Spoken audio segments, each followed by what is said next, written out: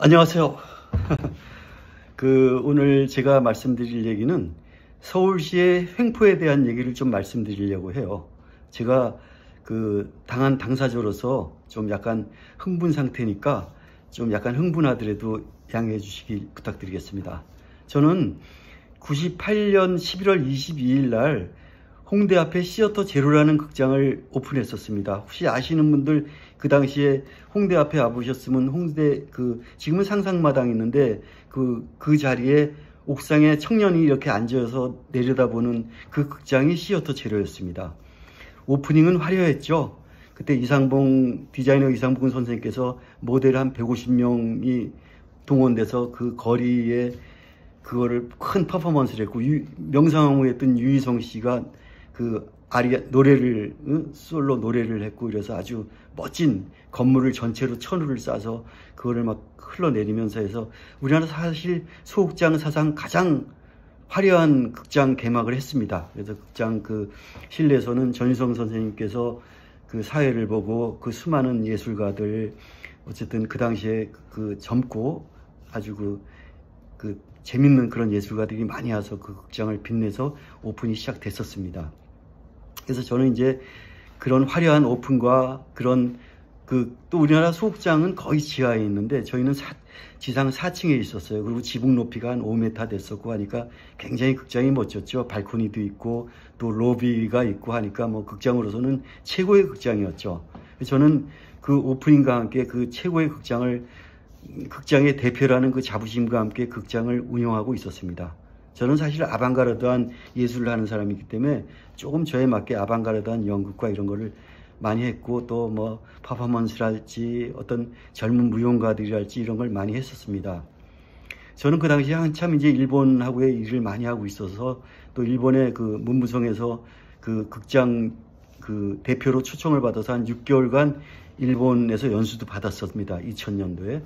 그래서 그 극장을 운영해 왔는데 2004년, 2005년 그쯤에 이 건물이 없어진다고 그래서 난리가 났었어요. 그때 홍대 앞이 문화의 거리로 지정되는데 이제 극장이 없어진다 해가지고 그 당시에 이제 제가 상여를 짊어지고 홍대 앞에 예술가들이 도와서 우리가 상여를 짊어지고 홀딱 벗고 나체로 상여를 짊어지고 한 50명이 국회까지 간다, 이런 퍼포먼스를 제가 기획을 해서 그 당시에 언론에서 KBS, SBS, MBC 모든 신문, 모든 언론, 그래서 아마 그때 기자들이 한 100명 정도 왔던 것 같아요. 경찰들도 한 몇백 명이 동원됐고.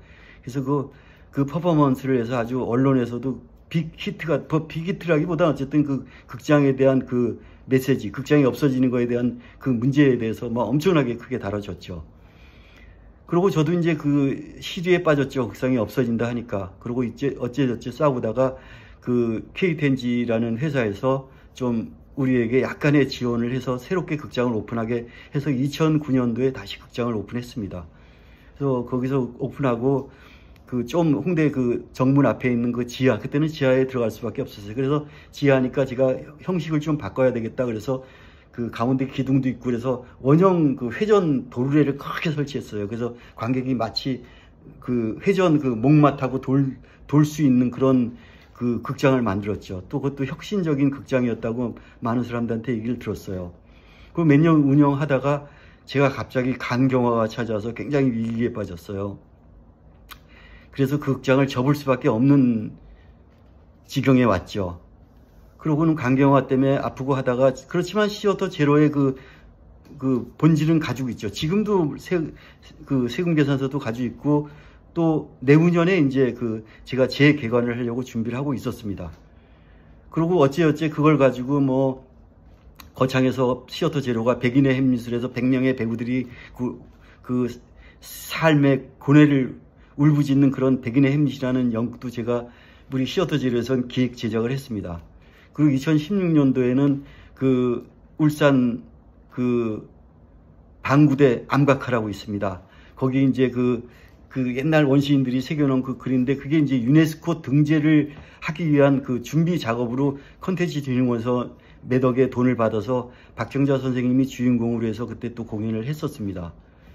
그러다가 제가 간 암으로 전달돼서 죽게 생겨가지고 우리 아들이 이식을 해줘서 간 이식을 받게 됐습니다. 그러다가 간 이식을 하고 나서 그 후유증에 몇 년을 시달리고 죽느니 사느니 고뇌하다가 작년부터 겨우 살아나서 이제 제가 뭐 보신 분은 알겠지만 우리는 어디로 가고 있는가로 짐을 크게 짊어지는 그런 화두를 가지고 걷고 있습니다. 그런 와중에 얼마 전에 서울시에서 개관한 극장이 서울 시어터 제로라고 하더라고요. 그래서 깜짝 놀랐어요. 저한테 한마디 상의 없이 저의 극장 이름을 표절한 것이죠. 그래서 저는 깜짝 놀랐어요. 그래서 아니 이럴 수가 있나. 제 개인의 그 목숨과 같은 극장의 그 명칭을 서울시가 아무런 저한테 그 협조, 어떤 대화도 없이 그렇게 져버리고 그냥 막 공연을 하더라고요. 그래서 내가 불과 한 7월 말경에 그걸 알게 돼서 너무 제가 놀랐어요. 그래서 요새 그거에 대한 얘기를 지금 하고 있습니다. 그래서 여러분, 서울시는 저의 목숨과도 같은 시어터 제로를 말도 없이 뺏어갔습니다. 전 찾아와야 되겠습니다. 저는 내후년에 우리는 어디 가고 있는가의 종착점은 시어터 제로의 텐트 극장이 완성되는 것입니다. 그렇게 계획하고 일을 진행하고 있는데 서울시는 한마디 상의도 없이 그렇게 저의 목숨과도 같이 나의 이름을 뺏어갔습니다. 여러분 도와주세요. 꼭 찾아올 수 있도록 도와주시고 오세훈 시장께서는 이 영상을 보신다면 꼭 다시 한번 검토해 주시길 바랍니다. 그럼 행복한 날 되세요. 굿데이!